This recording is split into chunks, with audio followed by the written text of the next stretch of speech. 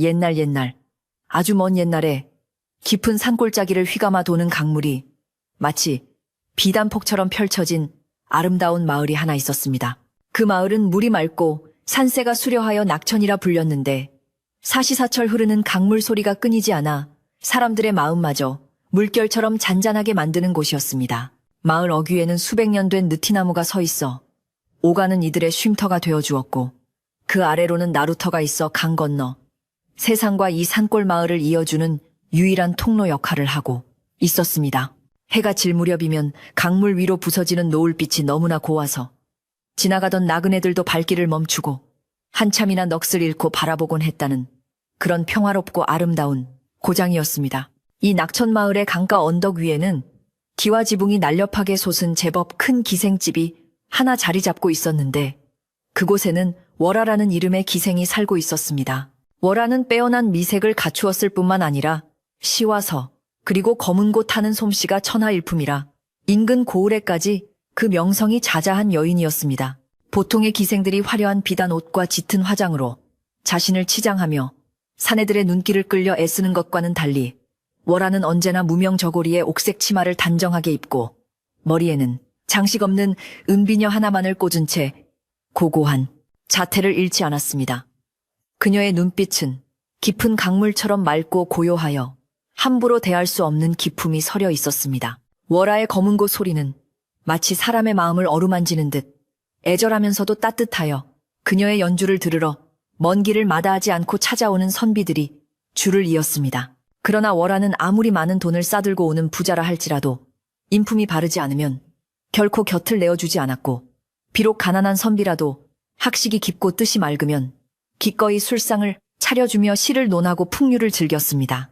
마을 사람들은 비록 그녀가 천한 신분인 기생이라 할지라도 그녀의 고든 심지와 따뜻한 성품을 흠모하여 뒤에서 손가락질을 하기보다는 오히려 양반집 규수보다 낫다며 칭송을 아끼지 않았습니다. 그렇게 월아는 흙탕물 속에 피어난 연꽃처럼 맑고 향기로운 삶을 살아가고 있었습니다.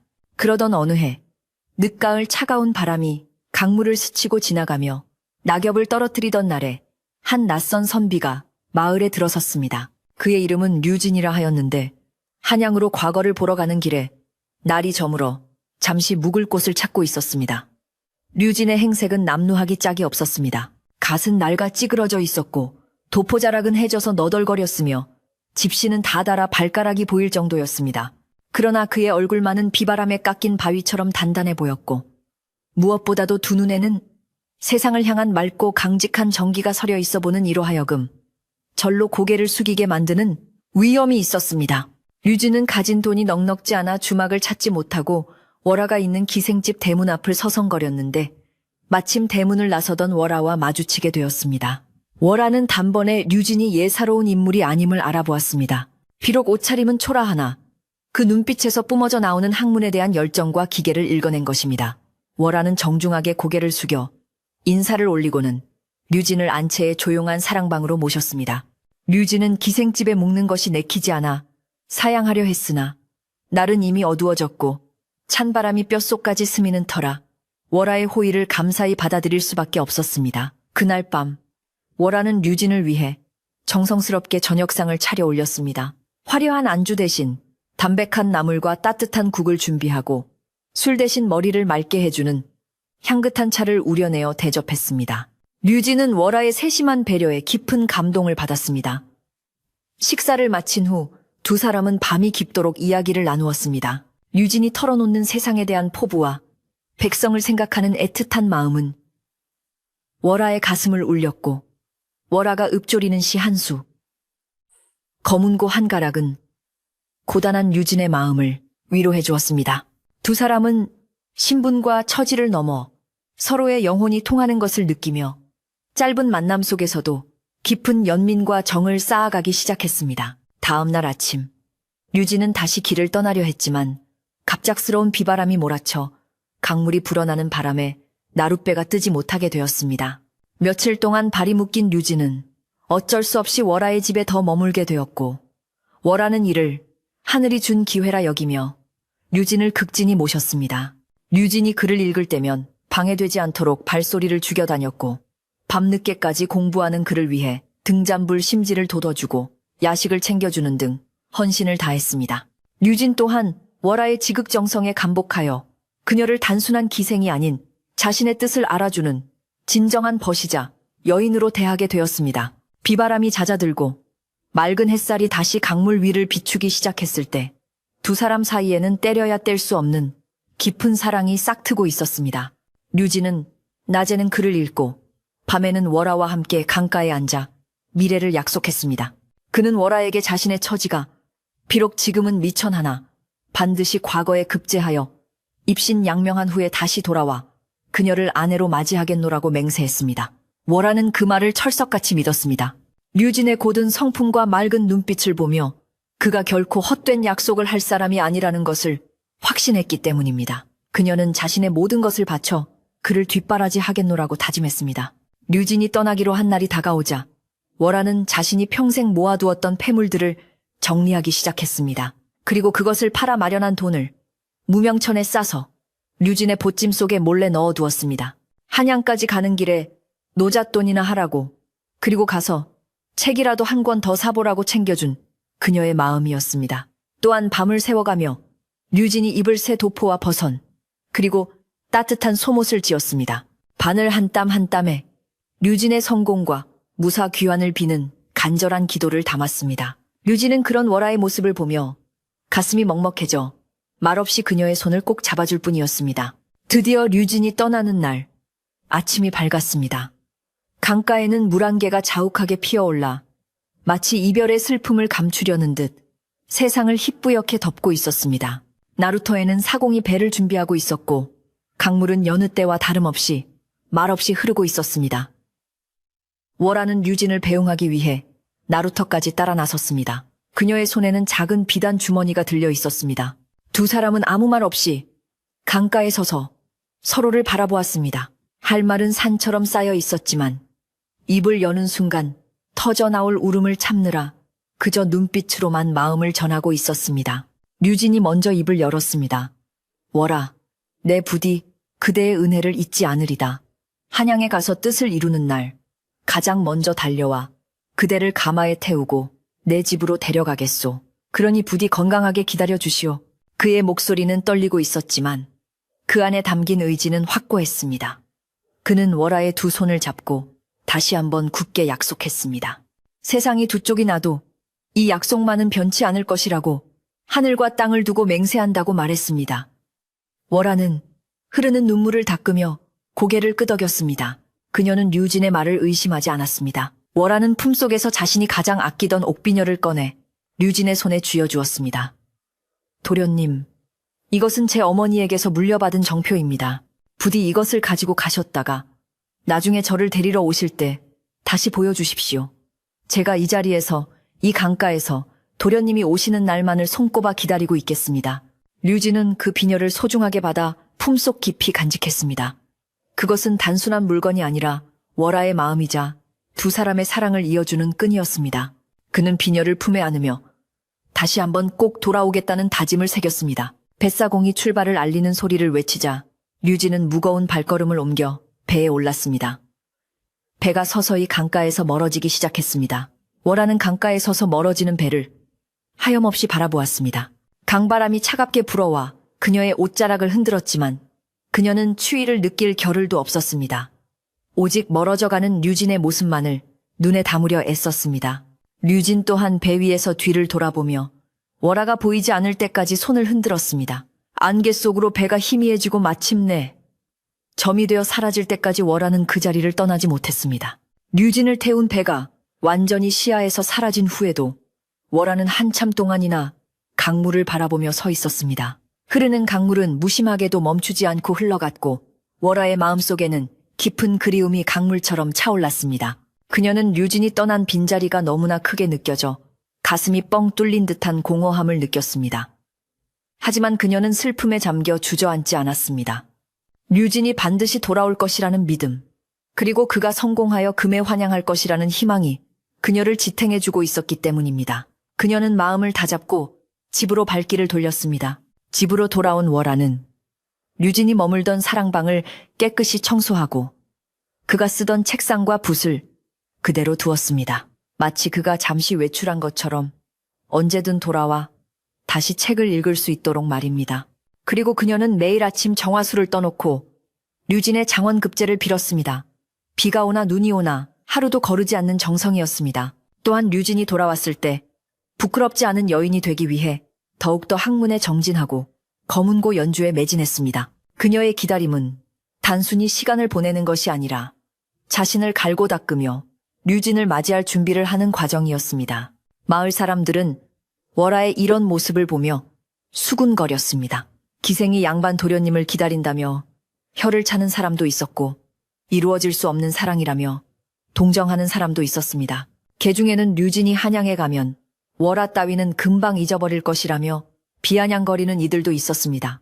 하지만 월아는 그런 말들에 귀를 기울이지 않았습니다. 그녀에게 중요한 것은 세상의 평판이 아니라 류진과의 약속, 그리고 두 사람 사이에 흐르는 진심뿐이었습니다. 그녀는 굳게 닫아친 조개처럼 자신의 마음을 지키며 묵묵히 기다림의 시간을 견뎌냈습니다. 계절이 바뀌어 산천초목이 옷을 갈아입었습니다. 앙상했던 나뭇가지에 새순이 돋아나고 진달래와 철쭉이 만발하여 산을 붉게 물들였습니다. 봄이 지나고 여름이 오자 강물은 더욱 푸르게 빛났고 매미 소리가 온 마을을 가득 채웠습니다. 하지만 류진에게서는 아무런 소식이 없었습니다.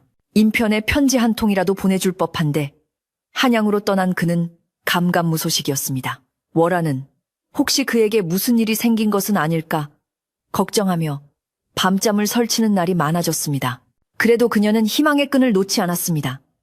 과거 준비에 바빠 연락을 못하는 것이라 스스로를 위로했습니다. 가을이 되어 다시 낙엽이 지고 찬바람이 불기 시작했을 때 월아의 기다림은 더욱 깊어졌습니다. 그녀는 매일 해질녘이면 나루터 바위에 나가 앉아 강 건너편을 하염없이 바라보았습니다.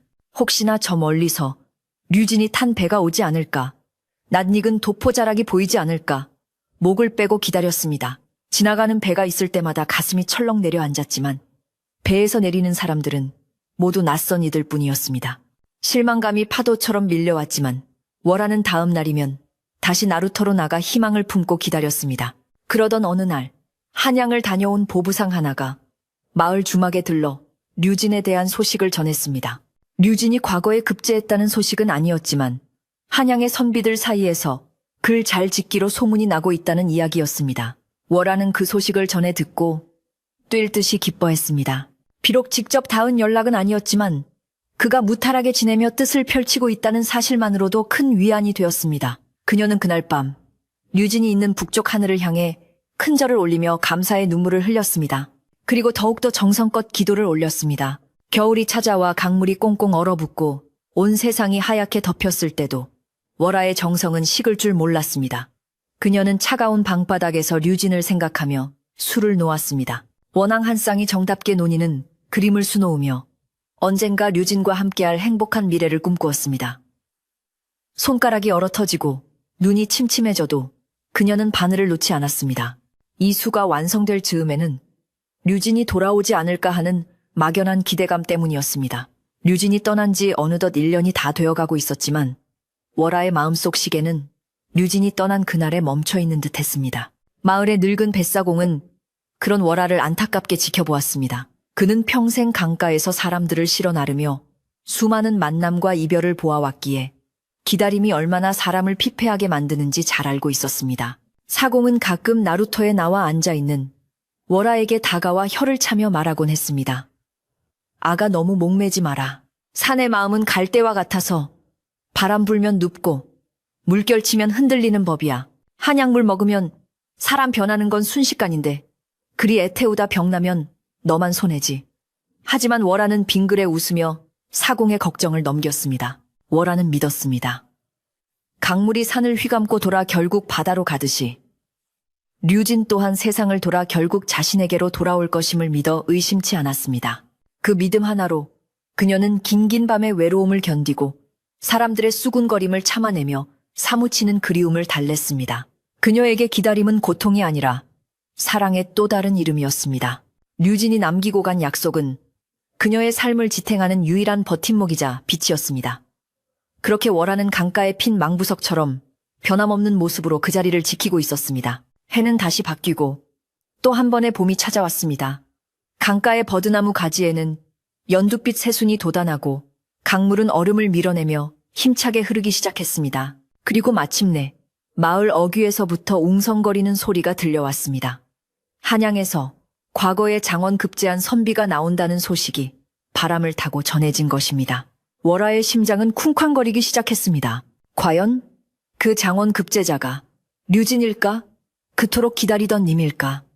월아는 떨리는 손을 가슴에 얹고 강 쪽을 바라보았습니다. 강물은 여전히 무심하게 흐르고 있었지만 그 물결 속에 왠지 모를 슬픈 예감이 섞여 있는 것만 같았습니다. 봄바람이 훈풍으로 바뀌고 강가에 버들가지가 짙은 초록색으로 물들어갈 무렵 기다리고 기다리던 소식이 마침내 마을에 당도했습니다. 한양으로 올라갔던 류진이 과거 시험에서 당당히 장원 급제를 하여 금이 환향한다는 기별이 파발마보다 더 빠르게 사람들의 입을 타고 넘어온 것입니다. 마을 사람들은 저마다 자기 일인 양 기뻐하며 덩실덩실 춤을 추었고 낙천마을에서 큰 인물이 났다며 자랑스러워했습니다.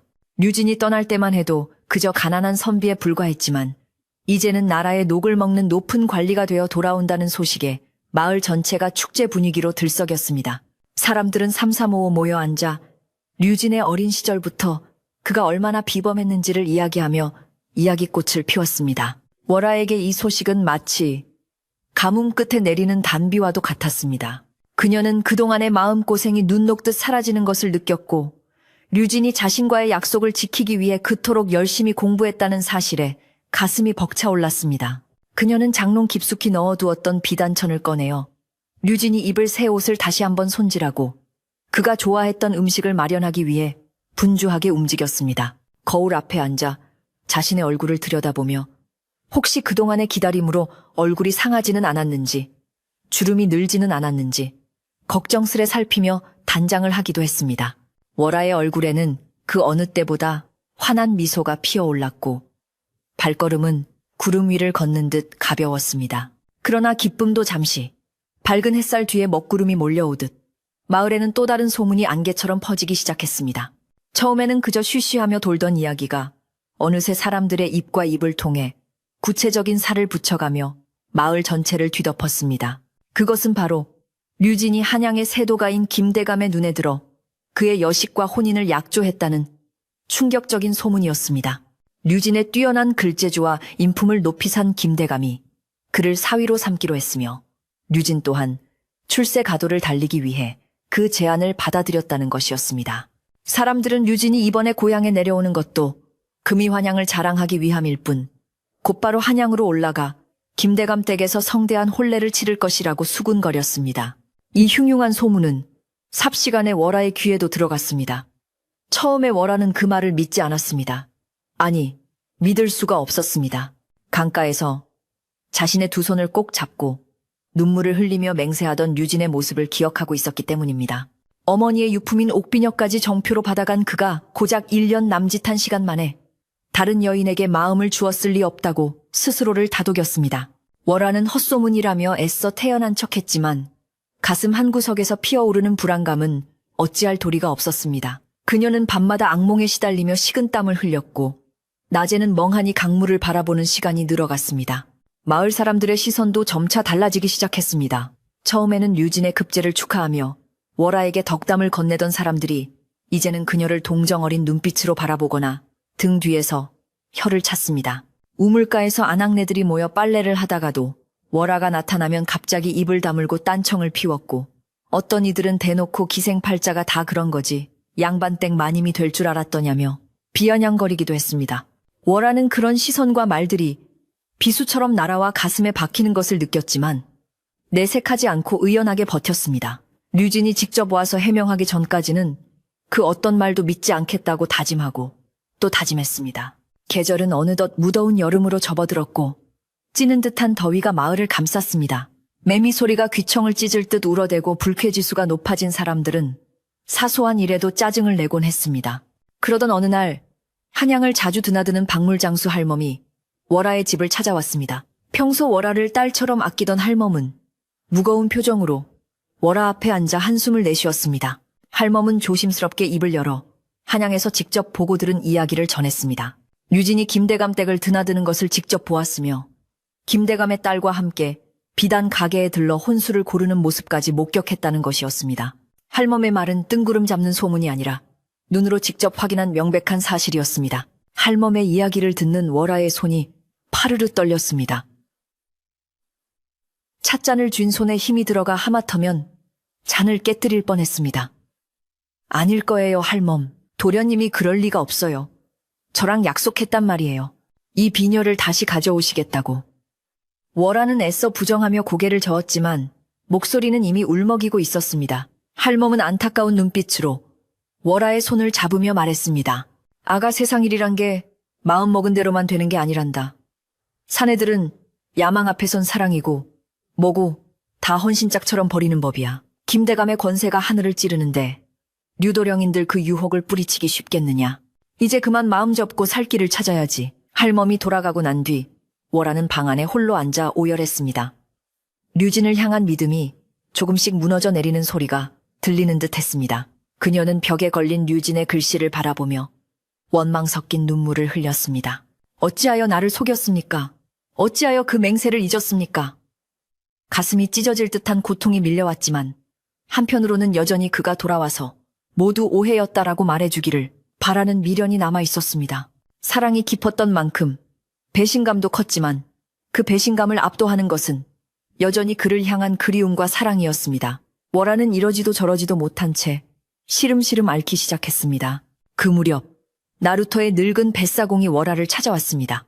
평소 무뚝뚝하던 사공은 월아의 수척해진 얼굴을 보고는 혀를 차며 마당 평상에 걸터 앉았습니다. 그는 담뱃대에서 재를 털어내며 묵직한 목소리로 말했습니다. 월아야, 내 너를 친딸처럼 여겨서 하는 말이다만 이번에 류도령이 내려오면 마주치지 말고 잠시 어디 피해 있거라.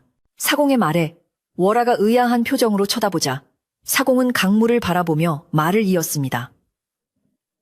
새로 부임하는 사또 행차에 류도령이 함께 온다는구나.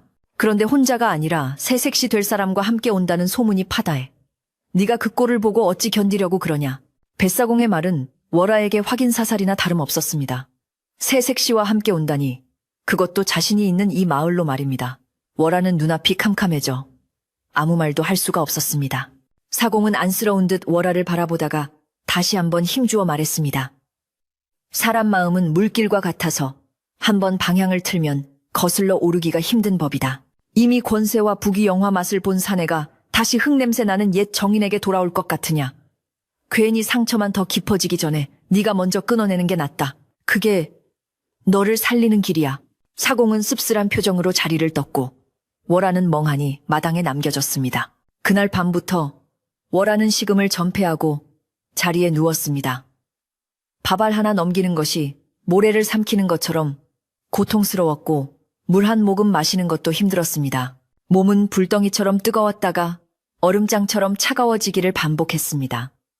꿈속에서는 류진이 나타나 환하게 웃으며 다가오다가 손을 뻗으면 연기처럼 사라져버리곤 했습니다. 그럴 때마다 월아는 소스라치게 놀라 깨어났고 텅 빈 방 안을 채우는 것은 차가운 달빛과 자신의 거친 숨소리뿐이었습니다. 그녀의 몸은 점점 야위어갔고 맑고 고왔던 눈동자는 초점을 잃고 흐려져 갔습니다. 마을에는 류진이 도착할 날짜가 정해졌다는 방이 붙었습니다. 사람들은 관아 앞을 청소하고 길을 닦으며 장원 급제자를 맞이할 준비에 한창이었습니다. 류진의 집안 사람들은 잔치를 준비하느라 떡 맺히는 소리가 담장을 넘어 들려왔고 고소한 기름 냄새가 온 마을에 진동했습니다. 이 모든 소란스러움이 월아에게는 지옥의 소리처럼 들렸습니다. 남들은 축제 분위기에 들떠 웃고 떠드는데 오직 월아만이 홀로 깊은 어둠 속에 갇혀있는 듯 했습니다. 그녀는 문을 걸어 잠그고 바깥 세상과의 소통을 거부한 채 오직 류진이 오기만을 기다리는 처연한 짐승처럼 웅크리고 있었습니다. 시간은 잔인하게도 빠르게 흘러 드디어 류진이 도착하기로 한 전날이 되었습니다. 월아는 며칠 동안 굶어 비틀거리는 몸을 일으켜 세웠습니다. 그녀는 부들부들 떨리는 손으로 세숫대야에 물을 받아 정갈하게 씻고 곱게 빗질을 하여 흐트러진 머리를 정돈했습니다. 그리고 류진이 떠날 때 입고 있었던 그 옥색 치마와 하얀 저고리를 꺼내 입었습니다. 비록 몸은 야위어 옷이 헐렁해졌지만 거울 속에 비친 그녀의 모습은 그 어느 때보다 단호하고 기품 있어 보였습니다. 그녀는 스스로에게 다짐했습니다. 내 눈으로 직접 확인하기 전까지는 절대 무너지지 않겠다고. 그가 나를 버렸다면 내 앞에서 직접 그 입으로 말하게 하겠다고. 해가 뉘엿뉘엿지고 땅거미가 내려앉을 무렵 월화는 아픈 몸을 이끌고 나루터로 향했습니다. 내일이면 그가 저 강을 건너올 것입니다. 마을 사람들은 내일 아침에나 나갈 채비를 하고 있었지만 월화는 단 한순간도 놓치고 싶지 않아 미리 마중을 나가는 것이었습니다. 강가에 도착한 월화는 류진과 이별했던 그 바위에 힘없이 주저앉았습니다. 강바람이 차갑게 불어와 얇은 저고리를 파고들었지만 그녀는 추위를 느낄 겨를도 없었습니다. 오직 강 건너편 어둠 속을 응시하며 류진의 모습을 그려볼 뿐이었습니다. 강물 소리가 철썩이며 그녀의 울음소리를 대신해주는 것 같았습니다. 그때 어둠 속에서 누군가 월화의 곁으로 다가왔습니다. 인기척에 놀라 고개를 돌려보니 옆집에 사는 아주머니가 따뜻한 콩죽 한 그릇을 들고 서 있었습니다. 아주머니는 말없이 월화의 어깨를 감싸주며 죽그릇을 내밀었습니다. 아가 이거라도 좀 먹어라. 속이 비어서야 내일 그 사람 얼굴이나 제대로 보겠니? 억울해서라도 살아야지.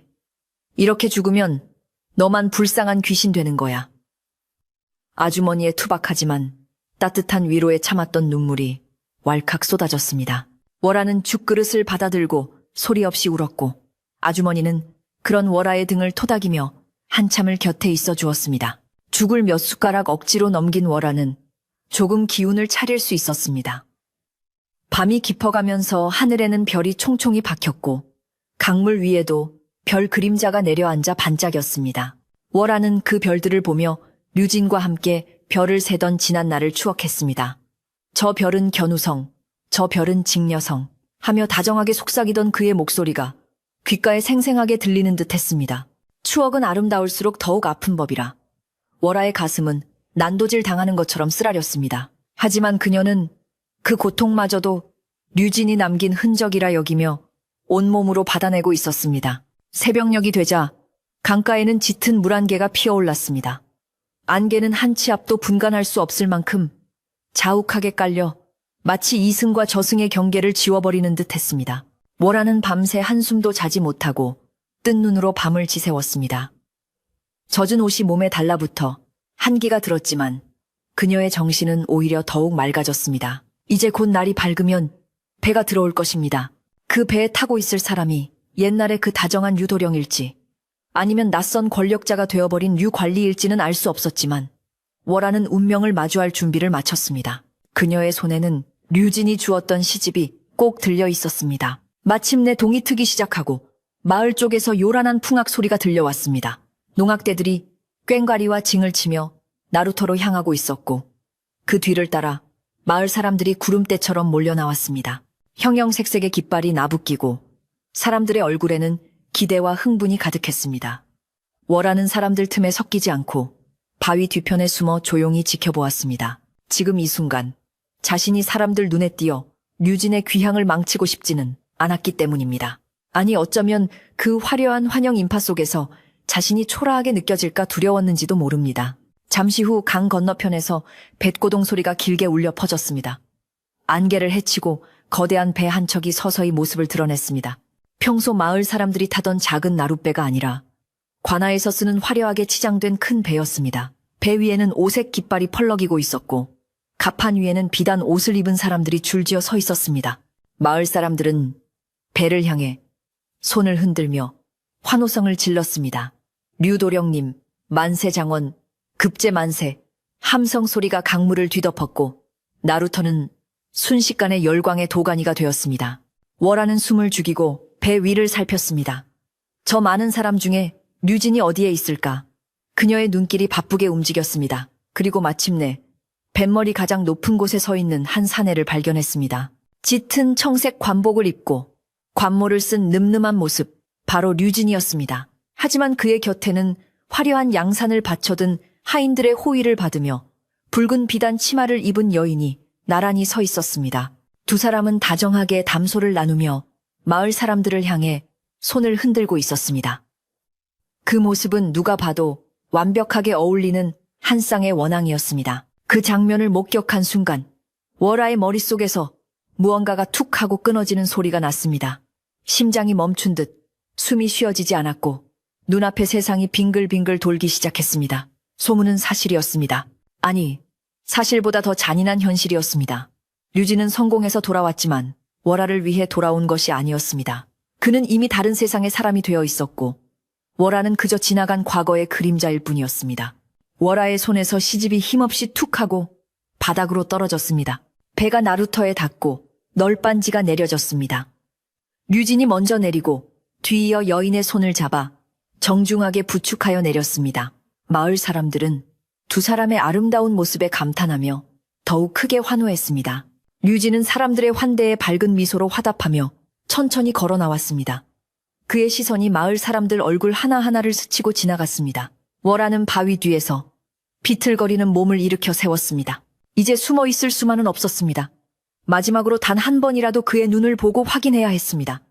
그가 정말 자신을 잊었는지 아니면 어쩔 수 없는 사정이 있었는지. 월아는 떨리는 다리에 힘을 주어 사람들 앞으로 나아갔습니다. 화려한 행렬과 환호하는 인파 속으로 초라한 행색의 여인이 비틀거리며 걸어 들어갔습니다. 주변 사람들이 놀란 눈으로 월아를 쳐다보며 수근거렸지만 그녀에게는 아무것도 들리지 않았습니다. 오직 저 앞에 서 있는 류진, 그 한 사람만이 보일 뿐이었습니다.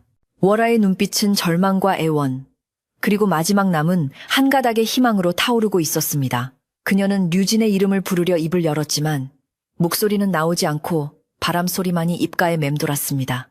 흥겨운 농악 소리가 잦아들고 사람들의 환호성이 잦아들 무렵 나루터에는 기묘한 정적이 감돌기 시작했습니다. 화려한 비단 옷을 입은 류진과 그의 새 부인 앞을 가로막은 것은 다름 아닌 해진 옷을 입고 비틀거리는 월아였습니다. 그녀의 얼굴은 병색이 완연하여 창백하기 그지없었으나 두 눈만은 형형하게 빛나고 있어 보는 이들을 압도하는 기운이 서려 있었습니다. 마을 사람들은 숨을 죽인 채 이 기막힌 광경을 지켜보았습니다. 한때 마을에서 가장 아름다운 한 쌍이라 불리던 두 사람이 이제는 하늘과 땅 차이만큼이나 멀어진 모습으로 마주하고 있었기 때문입니다. 사람들은 월아의 초라한 행색에 안타까워하면서도 금에 환영한 사또의 앞길을 막는 그녀의 행동에 당황하며 웅성거렸습니다. 류진은 갑자기 나타난 월아를 보고 잠시 멈칫했습니다. 그의 눈동자가 순간적으로 흔들리는 것을 월아는 놓치지 않았습니다. 그 흔들림은 당황함이었을까요? 아니면 일말의 죄책감이었을까요? 하지만 그것도 잠시. 류진의 얼굴은 다시 차가운 가면을 쓴 듯 무표정하게 굳어졌습니다. 그는 곁에 있는 새 부인의 눈치를 살피며 헛기침을 한번 내뱉었습니다. 류진의 새 부인은 눈앞에 나타난 남루한 여인을 위아래로 훑어보며 불쾌하다는 듯 미간을 찌푸렸습니다. 그녀가 비단 부채로 코를 가리며 류진에게 물었습니다. 서방님, 이 여인은 누구입니까? 어찌하여 귀한 행차를 가로막는 것입니까? 그녀의 목소리에는 천한 것을 대하는 멸시가 가득 담겨 있었습니다. 월아는 떨리는 손을 들어 품속에서 무언가를 꺼냈습니다. 그것은 류진이 떠날 때 쥐어주었던 어머니의 유품인 옥비녀였습니다. 햇살을 받아 영롱하게 빛나는 옥비녀는 월아의 남루한 차림과는 대조적으로 고고한 빛을 발하고 있었습니다. 월아는 쉰 목소리로 하지만 또렷하게 말했습니다. 도련님, 저를 기억하십니까? 이 비녀를 기억하십니까? 강가에서 다시 만날 날을 약속하며 가져가셨던 정표가 아닙니까? 제가 여기 있습니다. 도련님이 오시기만을 손꼽아 기다리던 월아가 바로 여기에 있습니다. 그녀의 목소리는 피를 토하는 듯 절절하여 듣는 이들의 가슴을 후벼 팠습니다. 그러나 류진의 입에서 나온 말은 월아의 기대를 산산조각 내기에 충분했습니다. 그는 차가운 눈빛으로 월아를 내려다보며 매몰차게 말했습니다. 나는 너를 모른다. 어디서 굴러먹던 미친 여인이 감히 관가의 행차를 막는단 말이냐. 그의 목소리는 서리빨처럼 차가웠고 그 안에는 일말의 망설임도 없었습니다. 월아는 자신의 귀를 의심했습니다. 그토록 다정했던 목소리로 사랑을 속삭이던 입술이 지금 자신을 모른다고 부정하고 있는 것입니다. 하늘이 무너지고 땅이 꺼진다는 말이 실감나는 순간이었습니다. 월아는 비틀거리며 한 걸음 더 다가갔습니다. 도련님 어찌 그런 말씀을 하십니까? 저입니다. 월아입니다. 밤새워 글을 읽으실 때 심지를 돋워드리고 떠나시는 길에 노잣돈을 챙겨드렸던 월아입니다. 류진은 새 부인이 의심스러운 눈초리로 자신을 쳐다보자 더욱더 표정을 구겼습니다. 그는 자신의 과거가 기생과의 정분이 자신의 앞길에 걸림돌이 될까 두려웠던 것입니다. 그는 하인들을 향해 소리쳤습니다. 여봐라, 뭣들 하느냐? 어서 저 미친 여인을 끌어내지 않고 사또의 행차를 방해한 죄를 물어 엄히 다스리기 전에 썩 치우거라. 주인의 호통에 건장한 하인들이 우르르 달려들었습니다. 그들은 거칠게 월아의 팔을 잡아 끌고 밀쳤습니다. 월아는 저항하려 했지만 며칠을 굶은 몸으로는 장정들의 힘을 당해낼 재간이 없었습니다. 그녀는 힘없이 바닥으로 내동댕이 쳐졌습니다. 진흙탕 속에 쓰러진 월아의 손에서 옥비녀가 튕겨나갔습니다. 쨍그랑하는 맑고 날카로운 소리와 함께 비녀는 두 동강이 나고 말았습니다. 부서진 비녀 조각은 마치 월아의 찢겨진 마음처럼 바닥에 뒹굴었습니다. 월아는 비명을 지르며 깨진 비녀 조각을 주우려 했지만 하인들의 발길질에 채여 손조차 뻗을 수가 없었습니다. 마을 사람들은 차마 그 광경을 눈뜨고 보지 못해 고개를 돌리거나 혀를 찼습니다. 아이고, 저런 천벌받을 짓을. 누군가 작게 읊조렸지만 서슬퍼런 사또의 권세 앞에 나서서 말리는 사람은 아무도 없었습니다. 류진은 쓰러진 월아에게 눈길 한번 주지 않고 온매무새를 가다듬었습니다. 그리고 새 부인의 손을 잡고 유유히 걸음을 옮겼습니다. 풍악소리가 다시 울려 퍼지고 행렬은 월아를 지나쳐 마을 안으로 들어갔습니다. 류진의 등 뒤로 화려한 깃발들이 펄럭이며 멀어져 갔고 환호하는 사람들의 물결이 그 뒤를 따랐습니다. 월아는 흙투성이가 된 채 엎드려 멀어져 가는 류진의 뒷모습을 멍하니 바라보았습니다. 그녀의 시야는 눈물로 흐려져 류진의 모습이 일그러져 보였지만 그 냉정한 등만은 불에 댄 듯 선명하게 가슴에 박혔습니다. 모든 사람이 떠나고 나루터에는 다시 적막이 찾아왔습니다. 짓밟힌 풀들과 어지러운 발자국들, 그리고 부서진 옥비녀 조각만이 화려했던 잔치의 흔적으로 남았습니다. 월아는 흙바닥에 주저앉은 채 움직이지 않았습니다. 몸의 고통보다 마음의 고통이 너무 커서 숨조차 제대로 쉴 수 없었습니다. 그녀는 떨리는 손으로 깨진 비녀 조각을 주워 모아 가슴에 품었습니다.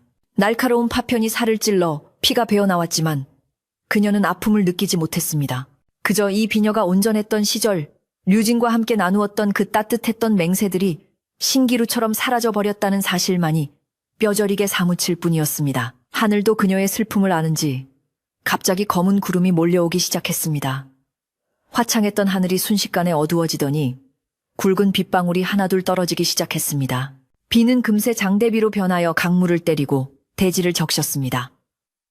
차가운 비가 월아의 몸을 적셨지만 그녀는 피할 생각도 하지 않고 그 자리에 그대로 앉아 비를 맞았습니다.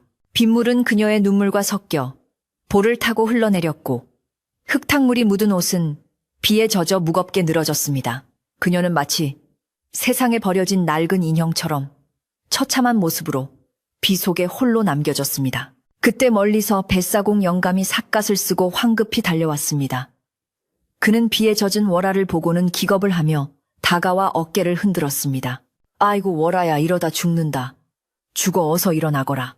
비를 피해야지. 사공은 자신의 도롱이를 벗어 월아에게 씌워주려 했지만 월아는 힘없는 손으로 그것을 밀어냈습니다. 그녀의 눈은 초점을 잃은 채 허공을 응시하고 있었습니다. 할아버지, 도련님이 저를 모른다 하십니다. 제 이름을 잊으셨답니다. 그녀의 목소리는 빗소리에 묻혀 희미하게 들려왔지만 그 속에 담긴 절망은 천둥소리보다 더 크게 사공의 가슴을 쳤습니다. 사공은 월아를 억지로 일으켜 세우려 했지만 그녀는 바위처럼 요지부동이었습니다. 다 부질없다.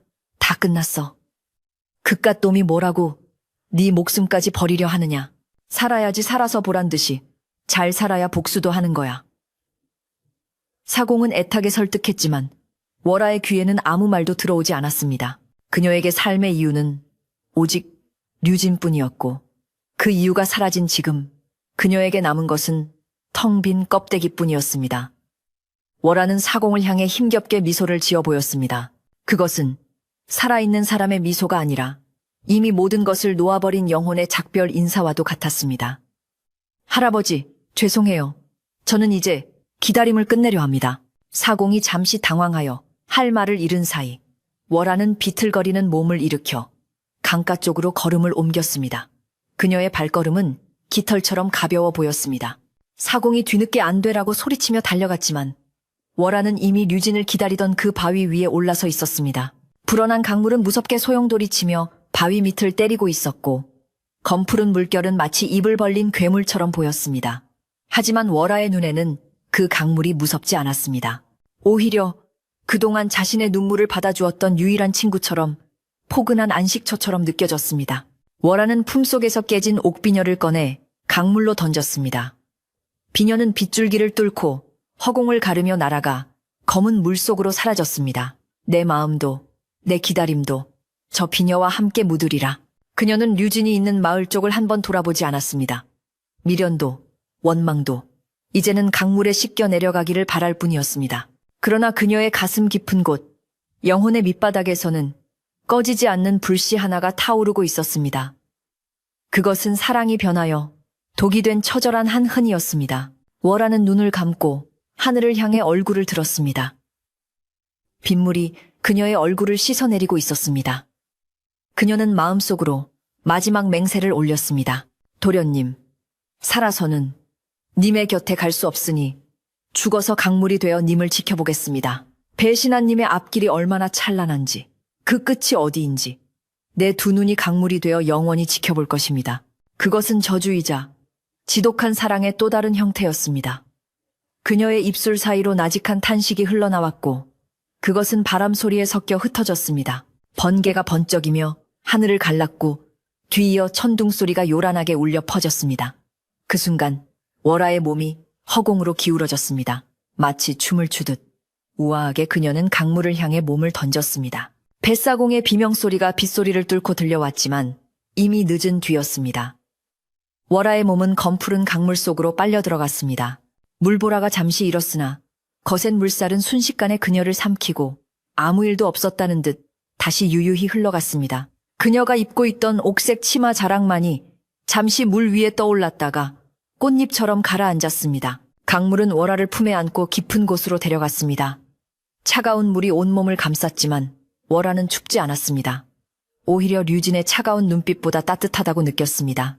그녀의 의식은 점차 흐려져 갔고 고통스러웠던 기억들도 하나둘 물에 씻겨 나갔습니다. 그러나 마지막 순간까지도 그녀의 눈은 감기지 않았습니다. 그녀의 넋은 육신을 떠나 강물에 스며들었고 그녀의 한숨은 물거품이 되어 수면 위로 떠올랐습니다. 그렇게 낙천마을의 가장 아름답고 슬픈 꽃은 강물 속으로 사라졌습니다. 마을 사람들은 뒤늦게 사공의 고함 소리를 듣고 강가로 달려 나왔습니다. 하지만 강물은 흙탕물만 뒤집어 쓴 채 무심하게 흐르고 있을 뿐 월화의 흔적은 어디에도 없었습니다. 사공은 바위를 치며 통곡했습니다. 불쌍한 것, 가엾은 것. 저 모진 놈 때문에 꽃 같은 목숨을 버리다니. 사람들은 숙연해져서 아무 말도 하지 못했습니다. 류진의 잔치가 벌어지고 있는 저 멀리 기와집에서는 여전히 흥겨운 풍악 소리가 들려왔지만 강가에는 비통한 울음소리와 빗소리만이 가득했습니다. 하늘도 함께 우는지 비는 밤새도록 그치지 않고 내렸습니다. 그날 밤 류진은 따뜻한 방 안에서 세부인과 술잔을 기울이며 자신의 성공을 자축하고 있었습니다. 창밖에서 들리는 빗소리가 거슬렸지만 그는 아랑곳하지 않고 웃고 떠들었습니다. 하지만 잠자리에 들었을 때 그는 기이한 꿈을 꾸었습니다. 꿈속에서 그는 강가에 서 있었고 물속에서 월화가 젖은 모습으로 나타나 그를 빤히 쳐다보고 있었습니다. 그녀는 아무 말도 하지 않았지만 그 눈빛은 너무나 서늘하고 슬퍼서 류진은 소스라치게 놀라 깨어났습니다. 식은땀이 등을 적셨고 밖에서는 여전히 비가 세차게 내리고 있었습니다. 그는 불안한 마음에 창문을 열어보았지만 칠흑 같은 어둠 속에 강물 흐르는 소리만 흉흉하게 들려올 뿐이었습니다. 월화가 죽은 후 마을에는 이상한 소문이 돌기 시작했습니다. 비가 오는 밤이면 나루터 근처에서 여인의 울음소리가 들린다는 이야기. 강물이 갑자기 붉게 변했다는 이야기. 밤낚시를 하던 사람이 물속에서 하얀 손이 올라오는 것을 보았다는 이야기들이었습니다. 사람들은 월화의 원한이 강물에 서렸다며 두려워했고 해가 지면 강가에 얼씬도 하지 않았습니다. 류진 또한 그 소문을 들었지만 헛소리라 치부하며 애써 무시했습니다. 그는 자신의 권력과 부귀영화를 즐기기에 바빴고 죽은 기생 따위는 기억 속에서 지워버리려 애썼습니다. 하지만 자연은 그리고 사람에 맺힌 한은 그리 쉽게 사라지는 것이 아니었습니다.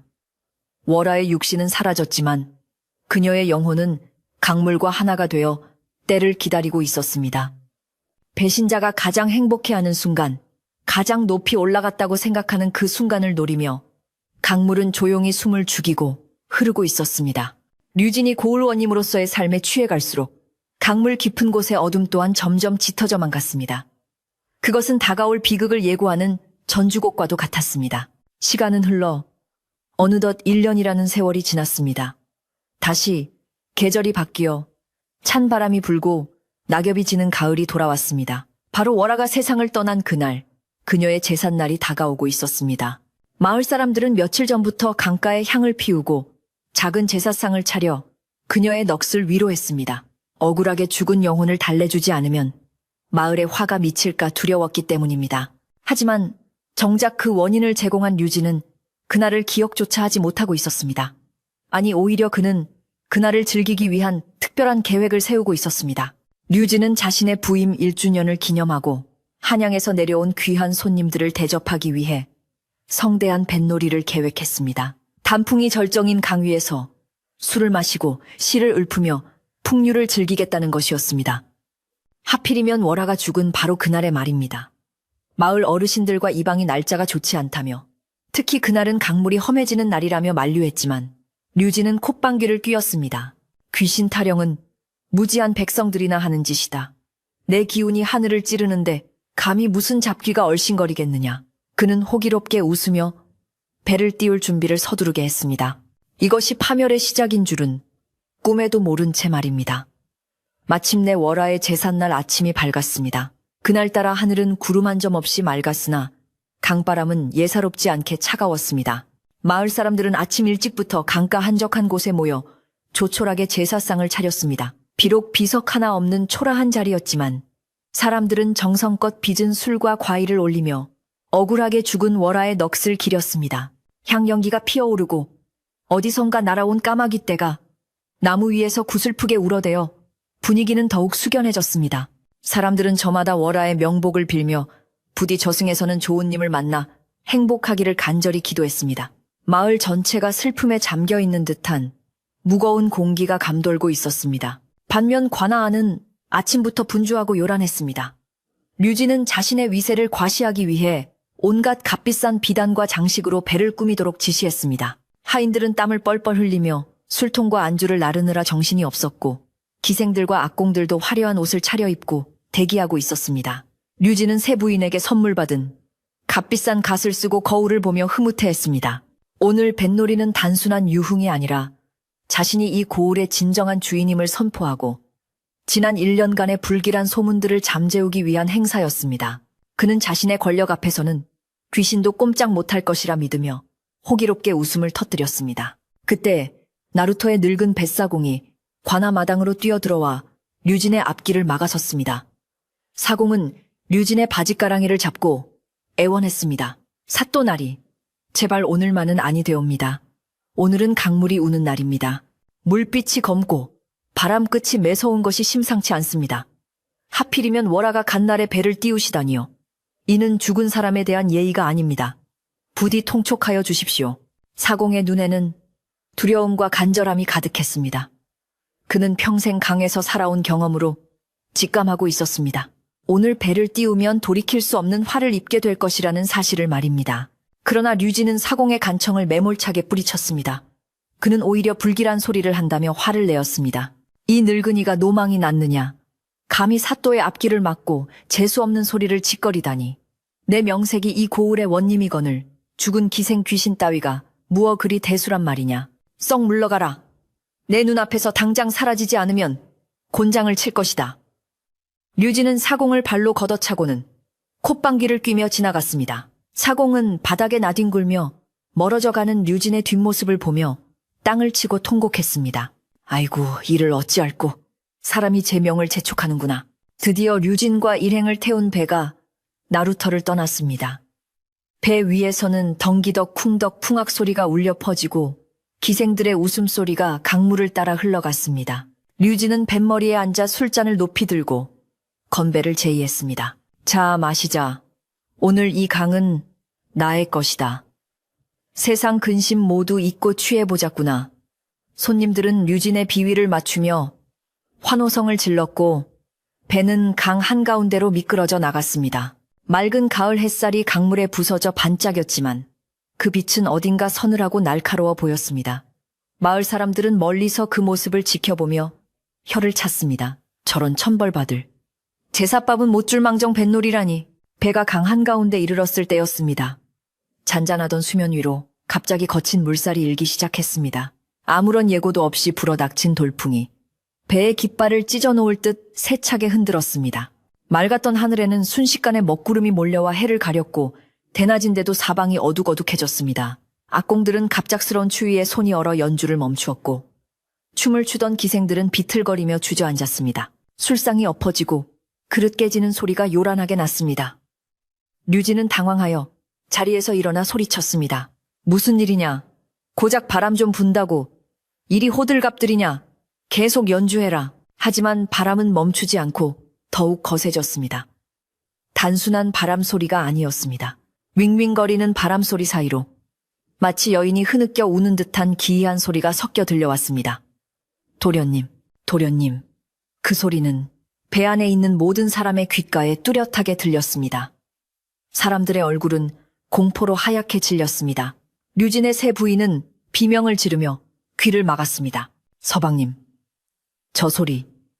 저 소리가 들리지 않으십니까? 여자가 울고 있습니다. 류진 역시 등골이 오싹해짐을 느꼈지만 애써 태어난 척하며 소리쳤습니다. 닥쳐라.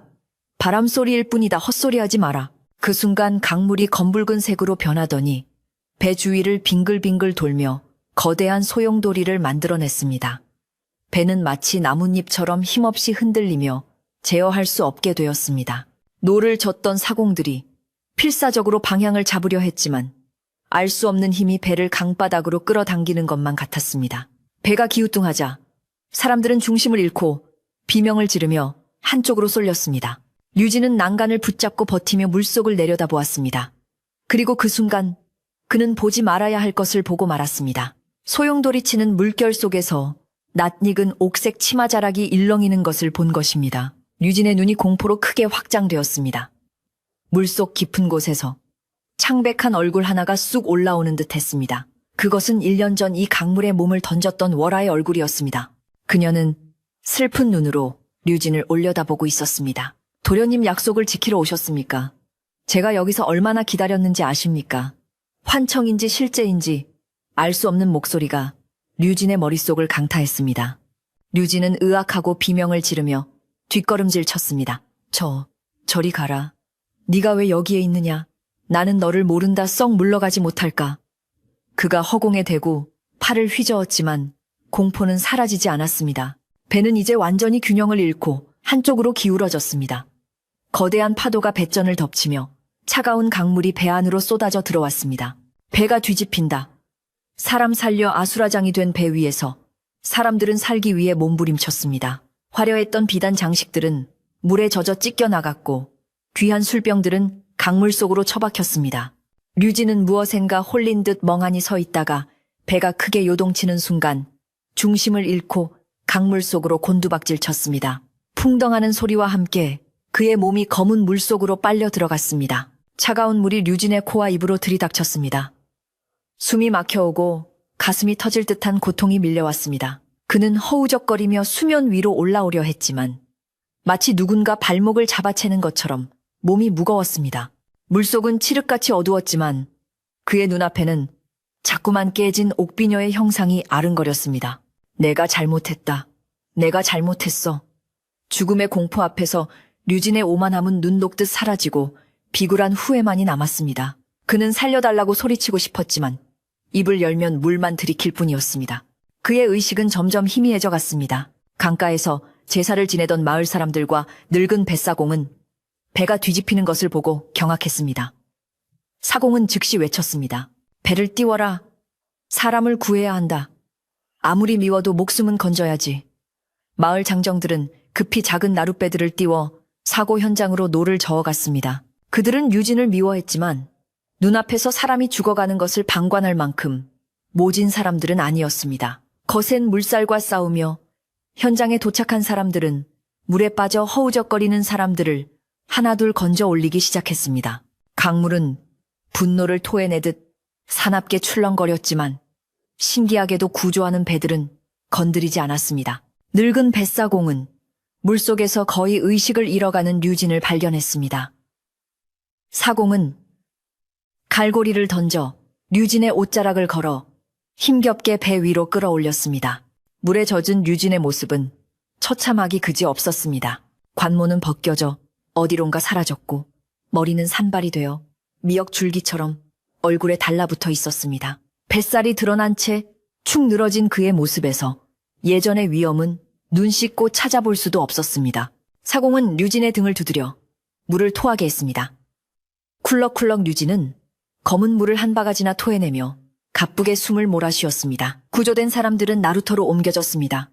공교롭게도 류진이 눕혀진 곳은 마을 사람들이 월화를 위해 차려놓은 제사상 바로 옆이었습니다.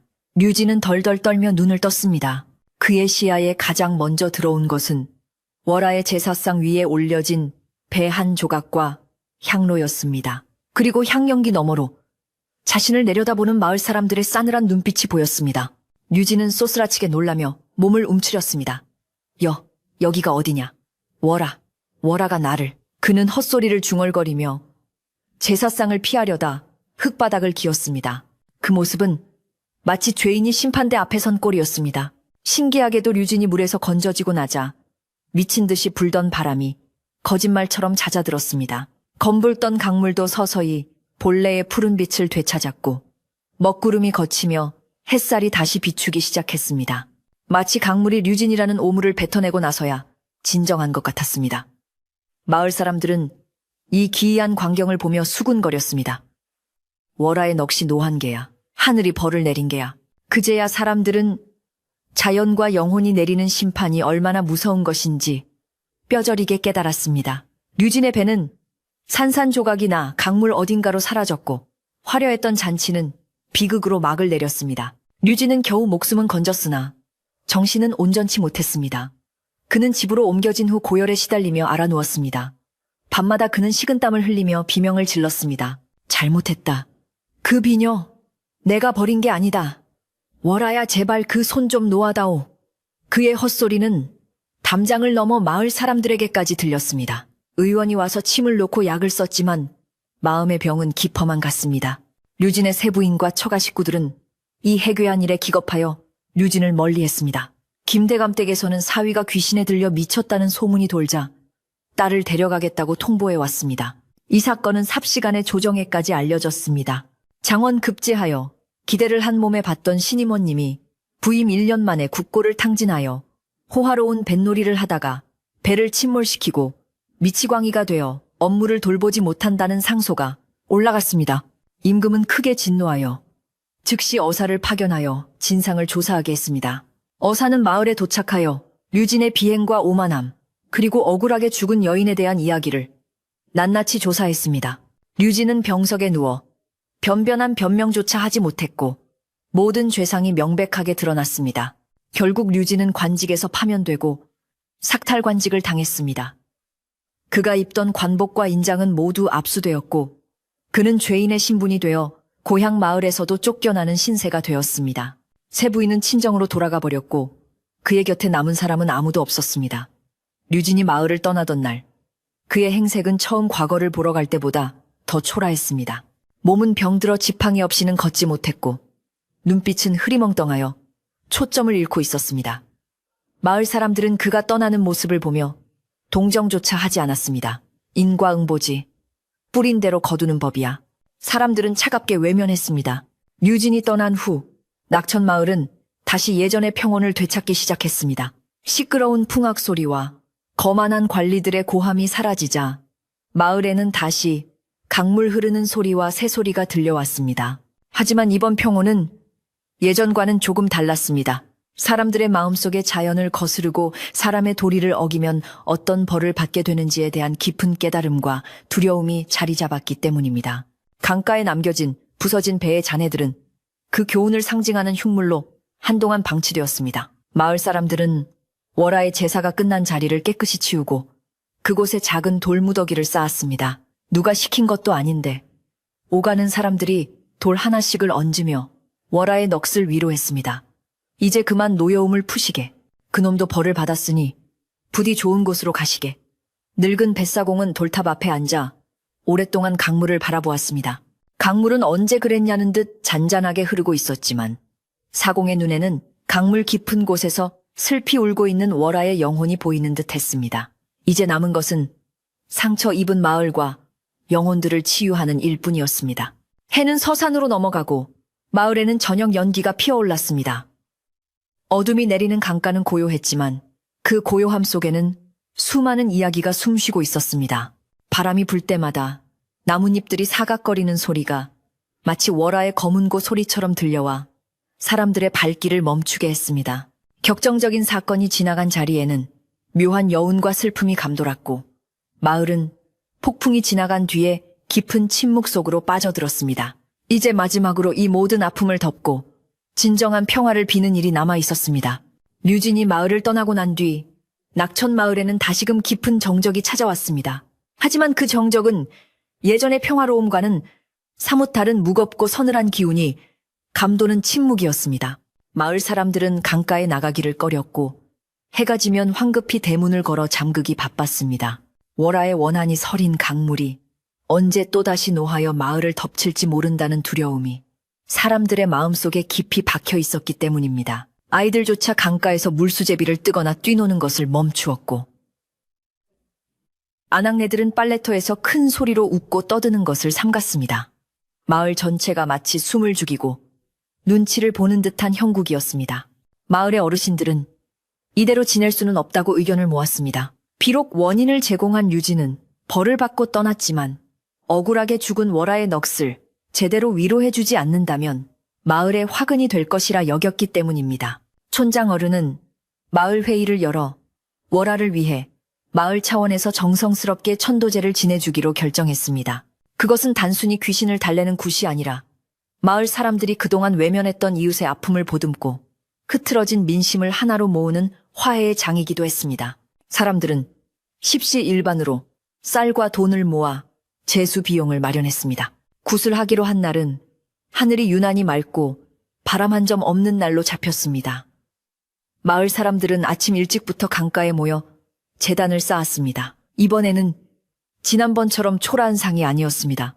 마을에서 가장 좋은 병풍을 가져와 치고 하얀 쌀떡과 맑은 술, 그리고 월화가 생전에 좋아했던 고운 삼색 과실들을 풍성하게 차렸습니다. 또한 월화가 저승 가는 길에 춥지 말라고 마을 안악들이 밤새워 지은 깨끗한 무명천 옷 한 벌도 태워주기 위해 준비했습니다. 사람들의 얼굴에는 두려움보다는 미안함과 애틋함이 서려 있었습니다. 무당이 징을 울리며 굿을 시작하자 강가에는 애절한 가락이 울려 퍼졌습니다. 무당은 하얀 고가를 쓰고 춤을 추며 월화의 넋을 불렀습니다. 불쌍한 월화 아기씨, 억울한 월화 아기씨, 님 그리워하다 물해진 그 하늘 이제는 푸시구려. 못된 놈은 벌받아 떠났으니 이제는 미움도 원망도 다 강물에 띄워보내고 좋은 곳으로 가시구려. 무당의 구슬픈 소리에 구경하던 마을 사람들의 눈시울도 붉어졌습니다. 뱃사공 영감은 막걸리 한 사발을 강물에 뿌리며 딸을 시집 보내는 아비의 심정으로 흐느꼈습니다. 부디 편안히 가거라 부디. 굿이 절정에 달했을 때 무당은 긴 무명천을 매듭지어 만든 고를 풀기 시작했습니다. 이것은 죽은 이의 가슴에 맺힌 응어리를 풀어주는 의식이었습니다. 무당이 춤을 추며 매듭을 하나씩 풀어낼 때마다 사람들은 마음속으로 함께 빌었습니다. 월화의 한이 풀리기를, 그리고 마을에 드리워진 어둠도 함께 거치기를 간절히 염원했습니다. 마지막 매듭이 스르르 풀리는 순간 신기하게도 잔잔하던 강물 위로 하얀 나비 한 마리가 팔랑거리며 날아올랐습니다. 나비는 제단 위를 몇 바퀴 돌더니 강 건너편 하늘 높이 날아올라 시야에서 사라졌습니다. 사람들은 그 나비를 보며 월화의 넋이 마침내 해원하고 떠나갔음을 직감했습니다. 그 순간 무겁게 짓누르던 공기가 한순간에 가벼워지는 듯한 느낌을 받았습니다. 어디선가 불어온 훈훈한 바람이 사람들의 땀을 식혀주었고 강물은 햇살을 받아 보석처럼 반짝이기 시작했습니다. 며칠 전 배를 삼킬 듯이 흉포하게 굴던 검붉은 강물이 아니라 예전에 그 맑고 투명한 낙천의 강물로 돌아온 것입니다. 사람들은 서로 얼굴을 마주보며 안도의 한숨을 내쉬었습니다. 이제 됐네. 월화도 마음을 풀고 갔나 보네. 여기저기서 탄성이 터져 나왔습니다. 천도제가 끝나고 마을 사람들은 음복을 나누었습니다. 제사상에 올렸던 떡과 과일을 나누어 먹으며 그들은 류진의 이야기보다는 월화의 고운 마음씨와 재주에 대해 이야기했습니다. 참으로 아까운 사람이었어. 글도 잘하고 마음도 비단결 같았는데 사람들은 늦게나마 월화를 진정한 마을의 일원으로 받아들이고 그녀를 추모했습니다. 기생이라는 신분의 굴레를 벗고 한 여인으로서 그리고 마을의 이웃으로서 그녀를 기억하기로 한 것입니다. 그날의 술자리는 왁자지껄한 취기보다는 따뜻한 정이 오가는 자리가 되었습니다. 그 일이 있은 후 마을 강가에는 작은 변화가 생겼습니다. 늙은 뱃사공과 마을 청년들이 힘을 모아 월화가 투신했던 바위 옆에 작은 비석을 하나 세운 것입니다. 비석에는 거창한 글귀 대신 월화의 터라는 소박한 이름만 새겨 넣었습니다. 그리고 그 옆에는 봄이면 가장 먼저 꽃을 피우는 매화나무 한 그루를 심었습니다. 월화의 절개를 기리고 그녀가 그곳에서 외롭지 않게 강물을 내려다볼 수 있도록 배려한 것이었습니다. 이제 그 바위는 공포의 장소가 아니라 마을 사람들이 오가며 잠시 쉬어가는 쉼터이자 추모의 공간이 되었습니다. 계절이 바뀌고 다시 봄이 찾아왔을 때 매화나무에는 하얀 꽃망울이 흐드러지게 피어났습니다. 꽃잎이 바람에 날려 강물 위에 떨어지면 마치 월화의 옥색 치마폭이 물 위를 수놓는 것만 같았습니다. 마을 처녀들은 그곳을 지날 때면 발걸음을 멈추고 월화의 이야기를 되새기며 자신들의 사랑은 류진처럼 비겁하지 않고 월화처럼 변치 않기를 다짐하곤 했습니다. 어느새 월화의 이야기는 마을의 전설이 되어 사랑의 소중함과 약속의 무게를 일깨워주는 교훈으로 자리 잡게 되었습니다. 신기한 일은 또 있었습니다. 비가 오는 날이면 을에 들리던 여인의 울음소리가 사라지고 대신 은은한 검은고 소리가 들려온다는 소문이 돌기 시작했습니다. 빗소리에 섞여 들려오는 그 소리는 구슬프면서도 마음을 차분하게 가라앉혀주는 묘한 힘이 있었습니다. 마을 사람들은 월화가 강물의 신이 되어 마을을 지켜주기 위해 검은고를 타는 것이라 믿었습니다. 이제 비 오는 날의 강가는 두려움의 대상이 아니라 신비롭고 운치 있는 풍경이 되어 사람들의 발길을 이끌었습니다. 나그네들도 그 소리를 듣기 위해 일부러 낙천 마을에 머물다 가기도 했습니다. 마을의 인심 또한 예전보다 더욱 넉넉해졌습니다. 큰 사단이 나고 난 뒤 사람들은 부귀영화나 출세보다는 사람 간의 의리와 정이 더 중요하다는 것을 뼈저리게 깨달았기 때문입니다. 이웃 간에 다툼이 생기더라도 월화 보기에 부끄럽지 않으냐는 말 한마디면 서로 얼굴을 붉히며 화해하곤 했습니다. 류진의 집터는 헐리고 그 자리에 서당이 들어섰습니다. 아이들은 그곳에서 글을 배우며 학문보다 더 중요한 것은 바른 인성과 약속을 지키는 마음가짐이라는 것을 배웠습니다. 훈장님은 틈만 나면 아이들에게 월화와 류진의 이야기를 들려주며 경계로 삼게 했습니다. 늙은 뱃사공은 그 후로도 오랫동안 나루터를 지키며 사람들을 실어 날랐습니다. 그는 배를 타는 손님들에게 심심풀이 삼아 옛 이야기를 들려주곤 했는데 그 이야기의 끝은 항상 똑같았습니다. 사람이 살다 보면 눈앞에 욕심에 눈이 멀 때가 있지. 허나 한번 뱉은 말과 사람의 마음을 배신하면 결국 그 화살이 자신에게 돌아오는 법이라네. 강물은 다 알고 있어. 누가 진심인지, 누가 거짓인지 말이야. 그의 투박한 손마디에는 세월의 흔적과 함께 강물처럼 깊은 지혜가 새겨져 있었습니다. 세월이 흘러 뱃사공 영감도 세상을 떠나고 월화를 기억하던 노인들도 하나둘 세상을 떠났습니다. 하지만 강물은 변함없이 흐르고 있었고 월화의 이야기는 할머니가 손주에게 들려주는 옛날 이야기로 대대로 전해져 내려왔습니다. 마을 사람들은 강물을 바라볼 때마다 월화를 떠올렸습니다. 기쁠 때나 슬플 때나 강가에 나가 마음을 털어놓으면 강물은 묵묵히 그들의 이야기를 들어주고 위로해주는 듯 했습니다. 낙천 마을의 강은 단순한 물줄기가 아니라 마을 사람들의 영혼이 깃든 어머니의 품과 같은 존재가 되었습니다. 어느 여름날 저녁 해가 뉘엿뉘엿 넘어가고 마을 굴뚝마다 하얀 저녁 연기가 피어오를 때였습니다. 평상에 모여 앉은 가족들이 옥수수를 쪄먹으며 더위를 식히고 있었습니다. 할머니 무릎을 베고 누운 어린 손녀가 하늘에 뜬 별을 보며 물었습니다. 할머니, 저 강물 속에는 정말 용왕님이 살아요. 할머니는 부채질을 해주며 빙그레 웃었습니다. 용왕님도 사시지만 아주 예쁜 검은 곳 타는 선녀님도 산단다. 약속 잘 지키는 착한 사람들을 지켜주시는 고마운 분이지. 손녀는 눈을 반짝이며 할머니의 이야기에 귀를 기울였습니다. 밤이 깊어지자 강물 소리는 자장가처럼 부드럽게 마을을 감쌌습니다. 개구리 울음소리와 풀벌레 소리가 화음을 넣고 달빛은 강물 위에 은가루를 뿌려놓은 듯 반짝였습니다. 월화의 터 옆에 심어진 매화나무 잎사귀들이 바람에 사각거리며 춤을 추었습니다. 마치 월화가 마을 사람들의 평온한 잠자리를 지켜보며 흐뭇해하는 것 같았습니다. 비극은 세월 속에 씻겨 내려가고 남은 것은 따뜻한 사랑과 그리움, 그리고 평화뿐이었습니다. 마을은 그 어느 때보다 깊고 편안한 잠에 빠져들었습니다. 그날 밤 마을 사람들의 꿈속에는 맑은 강물이 흘렀습니다. 꿈속에서 그들은 잃어버렸던 소중한 것들을 다시 만나고 잊고 지냈던 약속들을 떠올렸습니다. 어떤 이는 꿈속에서 옥색 치마를 입은 여인이 환하게 웃으며 손을 흔들어주는 모습을 보았다고도 했습니다.